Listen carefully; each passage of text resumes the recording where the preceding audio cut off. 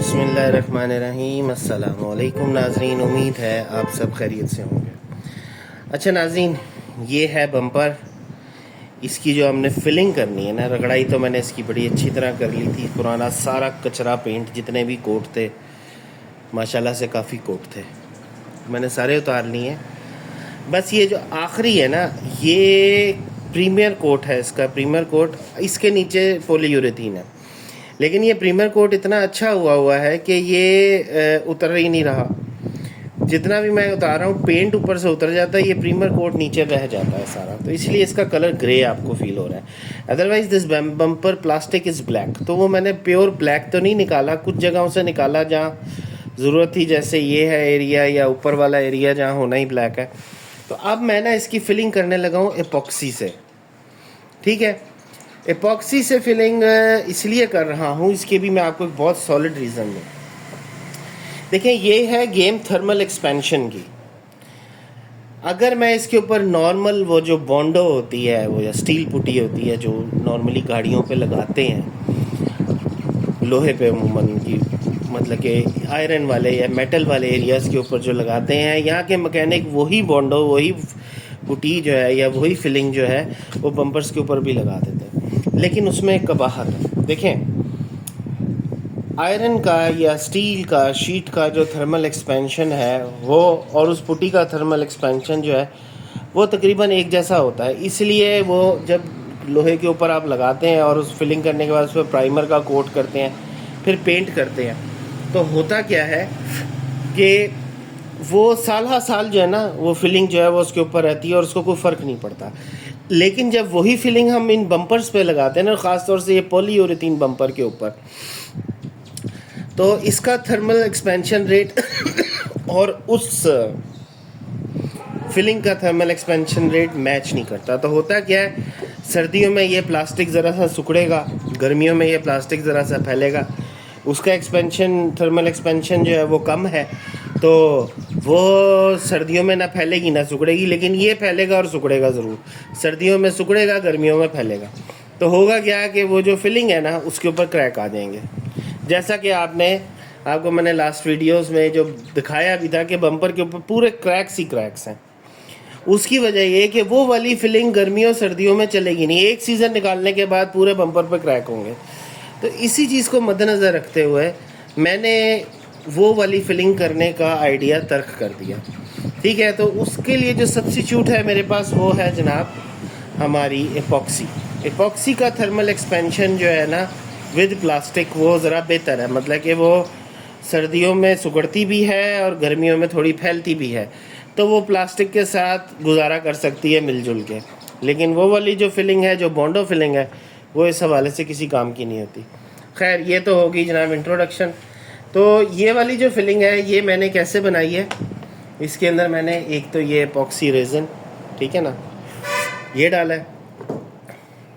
दूसरा मैंने इसी रेज़न का जो हार्डनर है वो डाला है। अब ये 1:1 है बेसिकली, जितना हार्डनर उतनी ही एपॉक्सी, ठीक है। और तीसरा मैंने इसके अंदर ये काला ब्लैक पाउडर डाला है, ब्लैक कलर मैंने इसलिए डाला है क्योंकि मैंने ऑब्वियसली इसके ऊपर मुझे अगर ये ट्रांसपेरेंट होगी तो मुझे नज़र ही नहीं आएगी कि मैंने फिलिंग कहाँ की है और मैं उसको देख नहीं सकूँगा। इसलिए कलर डालने से ये है, एक तो ये बम्पर पूरा ब्लैक हो जाएगा, दूसरा मुझे नज़र आएगा कि कहाँ खड्डे हैं, कहाँ मज़ीद फिलिंग की ज़रूरत है, वगैरह वगैरह। ठीक है ना, वो ज़रा विज़न जो है डिफेक्ट को देखने की वो आसान हो जाएगी कलर्ड एपॉक्सी के साथ। ठीक है, तो अब इसको लगाना शुरू करते हैं। तो सबसे पहले तो मैं ये जो इसके जो बहुत बड़े बड़े खड्डे हैं ना, उनके अंदर ज़रा पहले मैं फिलिंग करूँगा।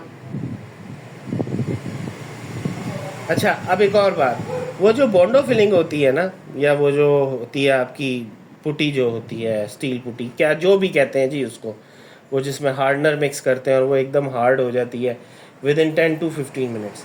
एपॉक्सी ऐसे नहीं होती। एपॉक्सी का आपको पता है कि इसको 6-7 घंटे चाहिए है खुश्क होने में, पहली बात। दूसरी बात ये कि एपॉक्सी जो है वो अपना जो ऊपर सरफेस लेवल है ना, वो खुद ब खुद मेंटेन कर लेती है। मतलब कि आपको उसको नैले से फ्लैट करना नहीं पड़ता, वो खुद ही जो है ना अपने आप को ऊपर से फ्लैट कर लेती है। अब ये देखिए यहाँ मैंने लगा दिए ना, थोड़ी देर बाद आप देखिएगा तो ये फ्लैट होगा। ये एपॉक्सी का जो है ना एक फ़ायदा भी है और एक लिहाज से नुकसान भी है। नुकसान इस तरह से है कि क्योंकि ये देर से सूखती है तो आपने अगर किसी जगह पे ज़्यादा लगाई है और आप चाहते हैं कि आपकी ये जगह ज़रा उभरे, तो वो उभरेगी नहीं, वो वापस एपॉक्सी जो है ना नीचे चली जाएगी। आप उसको बढ़ा नहीं सकते उस जगह को, अनटिल अनलेस आप एपॉक्सी को हाइयर ऊंची जगह पे रखें, तो वो पॉसिबल नहीं है। अब इस जगह के इस जगह को मैं कैसे ऊपर करूँगा? खैर मुझे ज़रूरत भी नहीं है ऊपर करने की, मैं तो इसको फिलअप कर रहा हूँ ना। तो खैर ये है हमारा जो अब हम कर रहे हैं। अच्छा जी, तो ये मैंने इसको जो ना काफ़ी थोड़ा सा फिल कर दिया है। अब मैं बाकी पूरे सरफेस के ऊपर जो है ना थोड़ी थोड़ी इपॉक्सी जो है वो लगाऊंगा।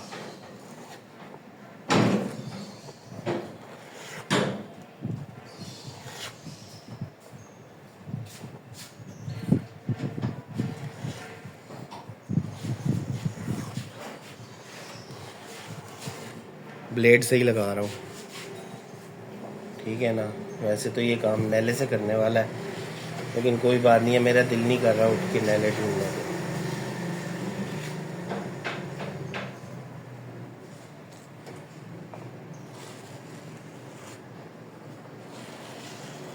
एक कोट और लगेगा, ये एक कोट में नहीं होगा, वो वाला कोट फिर मैं नैले से लगाऊंगा। अभी तो मैं फ़िलहाल जिसे कहते हैं ना, इसको एक वो दे रहा हूँ कि इसके जो छोटे मोटे ग्रूव्स आए हैं ना, इसके अंदर छोटे मोटे जो डेंट्स पड़े हैं, कुछ तो पहले के ही थे, कुछ मेरी रगड़ाई करने से भी पड़े हैं, तो वो जो है ना वो ये एपॉक्सी फ़िलहाल जो ना फिलअप कर दें, तो फिर आगे फर्दर जो है ना प्रोसीड करते हैं।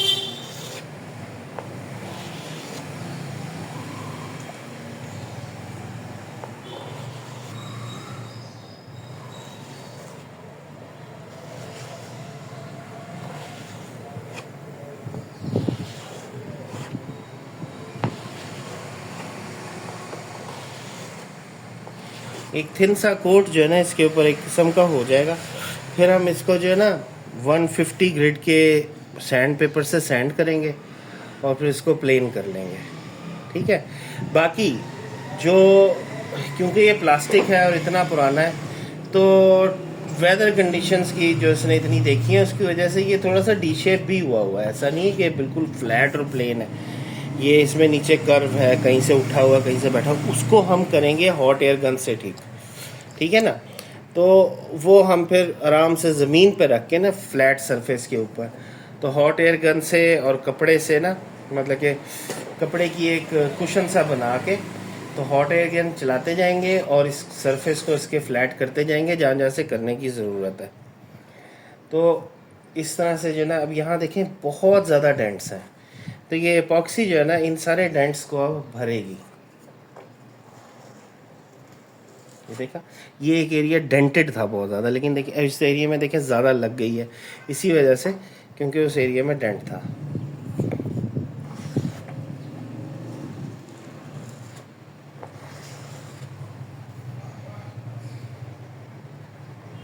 इधर भी डेंट है एक। इस हवाले से ये चीज़ अच्छी है। अब ये यूं ही पड़ा रहेगा ना, मैंने इसको टेढ़ा उल्टा सीधा खड़ा नहीं करना है, ऐसे का ऐसे ही पड़ा रखना है 6 घंटे के लिए, ताकि ये फ्लैट हो जाए। इस एरिया में कुछ ज़्यादा ज़रूरत है भरने की, उसकी वजह ये है कि यहाँ ना किसी पुराना जो मैकेनिक था उसने यहाँ झरी बनाई हुई थी, जो कि एक्चुअल झरी ये है, लेकिन क्योंकि बम्पर कट पीस ही नहीं था तो उसने झरी यहाँ करके बना दी। तो इस जगह पे हमें ज़रा ज़्यादा फिलिंग करनी पड़ेगी, लेकिन पहली दफ़ा में मैं नहीं करूँगा, मैं तो इस पर 2-3 कोट करूँगा एपॉक्सी के, आराम आराम से। मुझे कोई जल्दी नहीं है कि मैं इसके ऊपर जैसे कहते हैं ना एक ही दिन में ख़त्म करूँ, नो। ये 2 घंटे, 2 महीनों से तो बम्पर ही नहीं लगा हुआ ना, बम्पर तो 2 महीनों पहले ही उतार दिया था। तो मुझे अगर 2 महीने बगैर बम्पर के चला सकता हूँ तो क्या 1 महीना और नहीं चला सकता? खैर महीना नहीं लगाऊंगा अब मैं इस काम को जल्दी से जल्दी वाइंड अप करूँगा। लेकिन एक मैं मिसाल दे रहा हूँ कि मुझे कोई जल्दी नहीं है, जिस तरह मैकेनिकों को या डेंटर्स को जल्दी होती है ना काम ख़त्म करने की, इस तरह मुझे नहीं है, क्योंकि गाड़ी मेरी अपनी है, मैं इजी हूँ, मैं आराम आराम से लगा हुआ हूँ। जब मुझे टाइम मिलेगा तब मैं कर लूँगा, जब नहीं मिलेगा तो वैसे ही चलता रहेगा। और इस तरह की जो गाड़ियाँ होती हैं ना, वो बनानी भी ऐसे ही चाहिए, पुरसुकून तरीके से, स्ट्रेस लिए बगैर, जल्दबाजी का, ठीक है ना। वो पंजाबी कहते ने ना, मेरा चक्की थल्ले हाथ तो नहीं ना आया, वही वाली मिसाल है कि मेरा कोई चक्की के नीचे हाथ नहीं आया हुआ कि मुझे काम अपना जल्दी जल्दी निबेड़ना है तो मेरा आगे रिस्क चलेगा, नहीं, ऐसा कुछ नहीं है। ये तो मेरी हॉबी है, मैं आराम से लगा हुआ हूँ। हर बंदा अपनी गाड़ी के साथ तो ऐसे कर ही सकता है। तसल्ली से काम करें, जल्दबाजी की कोई ज़रूरत नहीं है, क्योंकि कोई जल्दी नहीं पड़ी हुई किसी भी चीज़ में, इसलिए बॉक्सी लगा रहा हूँ। वरना अगर जल्दी का काम होता तो शायद मैं आपको ये थर्मल एक्सपेंशन भी ना एक्सप्लेन करता, मैं भी वही लगा देता बॉन्डो और काम ख़त्म करता। बॉन्डो से काम बड़ी जल्दी ख़त्म होता है जी, लेकिन वही मेरी बात है ना कि वो देर चलेगा ही नहीं।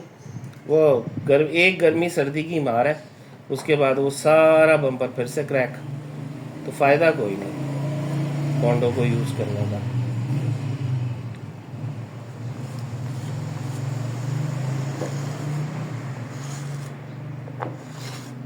इस जगह पे और चाहिए थोड़ी है इधर, कुछ अगले कोट के लिए रख देंगे, लेकिन जितनी इस दफ़ा में कवर अप होती है उतनी तो करें ना,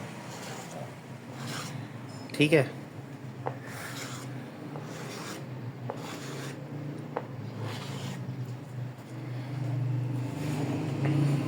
आपको पता है ये इसके ऊपर लाइंस क्यों आ रही हैं? क्योंकि ये जो मैंने डाई बीच में मिक्स की हुई है ना, ये इसके पार्टिकल्स जो है ना वो ज़रा थोड़े से कुछ एरियाज़ में मोटे हैं। वो मतलब कि ये इतनी कोई अच्छी डाई नहीं है जो मैंने इसमें मिक्स की हुई है, लेकिन खैर अब थी मेरे पास ये पड़ी हुई, मैं बाज़ार से जाके ना कोई बारीक वाली डाई लेकर आऊँगा।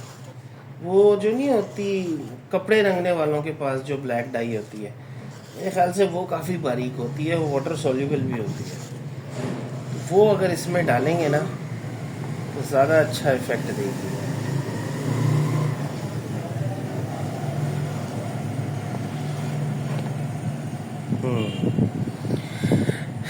चलिए नाज़रीन, कंप्लीट करके ना तो फिर मैं आपको दिखाता हूँ, ठीक है।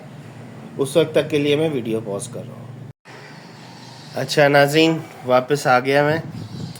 ये देखें, मैंने इसके ऊपर जो है ना जितनी मैंने बनाई थी वो सारी लगा दी। अभी ये थोड़ी सी ये एरिया रह गया नीचे वाला, लेकिन अदरवाइज़ ये जो है ना पूरे उसके ऊपर बराबर जो है वो लगा दी है। और इस्तेमाल की गई है मेरी उंगली, जितनी अच्छी ये उंगली से लगती है ना उतनी अच्छी ये नैले से नहीं लगती, ये मैंने चीज़ देख ली है।